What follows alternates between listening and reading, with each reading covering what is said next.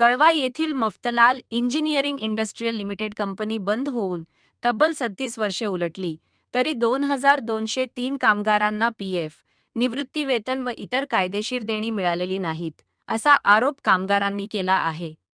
सर्वोच्च न्यायालयाने कामगारांना पुन्हा सेवेत घेण्याचे आदेश दिले होते, मात्र त्याची अंमलबजावणी झाली नसल्याचा दावा करण्यात आला.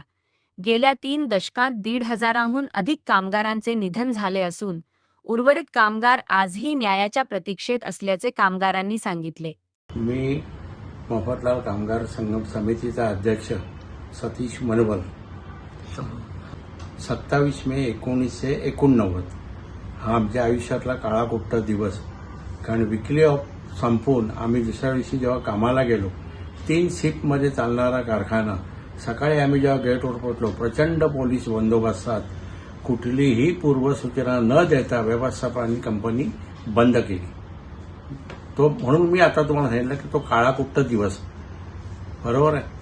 त्यानंतर आम्ही मग तेव्हा एम्प्लॉईज युनियन पण होती आमची, एमए एम्प्लॉईज युनियन, आणि गुलाबराव जोशींची संघटना होती की जे गुलाबराव जोशी केव्हाही कंपनीत आले, मीटिंग ॲड्रेस केली की ते एक सांगायचे, मेरा आत्मा रोता है. पण मी आता तुम्हाला 89चं सांगितलं, पण खरा आमच्यावर अन्यायाची मालिका 1986 पासून सुरू झाली.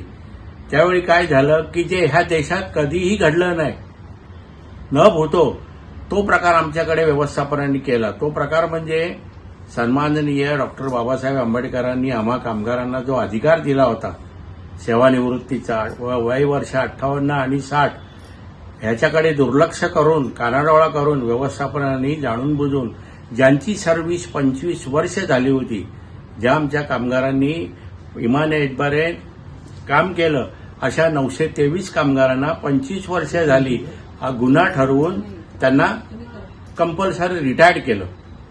कंपल्सरी रिटायर्ड केल्यानंतर त्यांनी काय केलं की त्यांना एक्स्ट्रा कॉम्पेन्सेशन म्हणून 40 दिवसाचं त्यांनी ते डिक्लेअर केलं.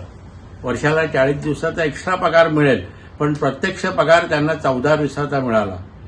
मी ज्या गुलाबराव जोशींचा उल्लेख केला, त्या गुलाबराव जोशींच्या संघटनेने ते वरचे 26 दिवसाचा पेमेंट सुद्धा खाल्लं. अक्षरशः हाल झाले, लोक भरडले. आणि त्या 923 कामगारातले कित्येक लोक असे होते की ज्यांची सर्व्हिस बॅलन्स होती. जो घटनेने आम्हाला अधिकार दिले 58-60 वर्षापर्यंत नोकरी करण्याचा, किमान 4 ते 5 वर्ष सर्व्हिस बॅलन्स असलेल्या लोकांनाही बाहेर पडावं लागलं. का तर आपण गुन्हा केला 25 वर्ष.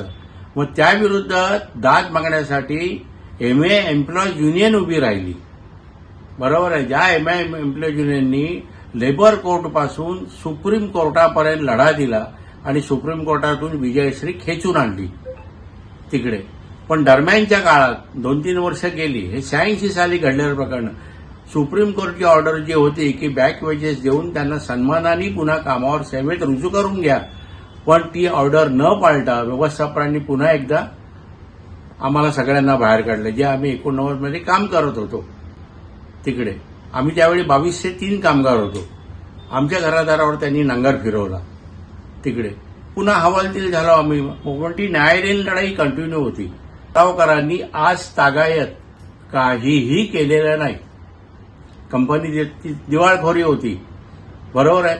आणि कोतवालांनी एक आणखीन काय केलं दुष्कृत्य की ज्यावेळी कंपनी दिवाळखोरीत गेली, दिवाळखोरीत गेल्यानंतर मुंबई हायकोर्टाने त्याचा सर्व्हे केला. सर्व्हे केला म्हणजे आतली मशिनरी जी अप टू डेट होती आणि आमच्याकडे भंगार होतं ते 36,000 टन होतं.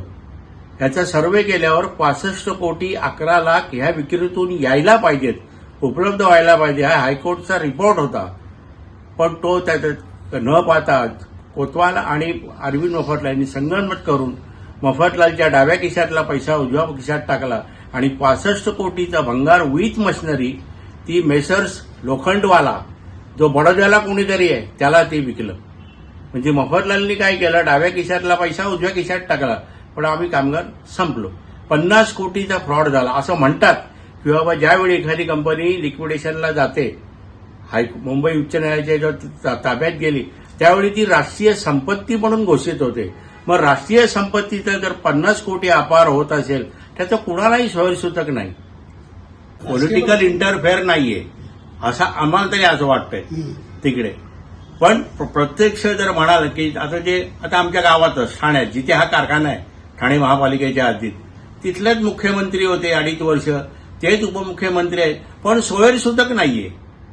कधीही साधी आस्था नाही, विचारणा नाही. आणि तो स्थानिक आमदार आहे, तो राष्ट्रवादी काँग्रेस पार्टीचा आहे जितेंद्र आव्हाड, त्यातही काही नाहीये. काही नाही, तर त्यांना काही पडलेलं नाही. उलट त्यांच्या कालावधीत तिथे जवळजवळ 1 लाखाची वस्ती झाली, अनधिकृत बांधकाम झालं तिकडे. त्या लोकांना फक्त टॅक्स नाही, पण लाईटचं कनेक्शन, पाण्याचं कनेक्शन हे सगळं दिलं गेलं. आणि ह्याच्यामध्ये राष्ट्रवादी काँग्रेसच्या आमदारांनी हिरारींनी भाग घेतला. पुढचं पाऊल काय नाही, तेवढ्या करतात की जे वडावकर आज गेल्या आठवड्यात मिटिंग घेऊन पुशारक्या मारतात की मी 3 ॲडव्होकेट दिले DRT कोर्टाला, तेव्हा तुम्ही काय काळजी करू नका, जे होईल ते कोर्टातून होईल. पण आम्ही सांगतोय, कारण तिथे आम्ही घट्ट पायर होऊन आता उभे आहोत. धीरज दुबे नावाचा नामवंत वकील आम्ही तिथे उभा केलाय. 16 जूनला जे हिअरिंग झालं तेव्हा त्यांनी तिथे ते ऍप्लिकेशन वगैरे सबमिट केलं आणि पुढचा तारीख आहे ती 9 जुलै. आणि हे जे आता सगळं गौड बंगाल आहे, जे अनधिकृत बांधकाम झालंय त्या जागेत, तिथे पार्किंग प्लाझा चालू केलेत, हजारोचे तिथे उलाढाल होते. हे सगळे फोटो आता आम्ही न्यायालयाला सादर करणार आहोत तिकडे. आणि शेवटी न्यायालयाने लढाई लढून आम्हाला हे करायचं. आणि वडावकर जे सांगतायत की आम्ही 3 वकील दिले, त्यांची अश्विनी राणे नावाची मॅडम आहे, एकच ॲडव्होकेट आहे, पण ती सुद्धा तिथे प्रत्येक तारखेला असते, पण थोबाड उघडत नाही, कुठेही कामगारांच्या बाजूने प्रभावीपणे बाजू मांडत नाही. मिनिट्सची कॉपी माहीत नाही. पण आम्ही जेव्हा आता 16 तारखेला तिथे उभे राहिलो त्यावेळेला आम्हाला ते रोजनामा जो आहे 16 तारखेचा प्रत्यक्ष कामकाज हा आमच्याकडे कॉपी आहे.